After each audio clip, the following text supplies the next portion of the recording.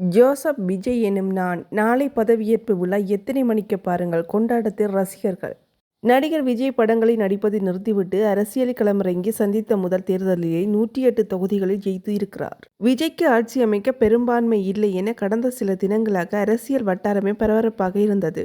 தற்போது ஒரு வழியாக காங்கிரஸ், கம்யூனிஸ்ட் கட்சிகள், விசிக, IUML ஆகிய கட்சிகள் ஆதரவு கிடைத்திருக்கிறது.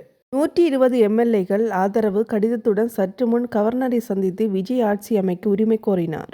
விஜய் கடிதத்தை ஏற்றுக்கொண்ட கவர்னர் ஆட்சி அமைக்க அழைப்பு விடுத்துள்ளார். நாளை பிற்பகல் 3:15 மணி அளவில் பதவியேற்பு விழா நடக்கிறது.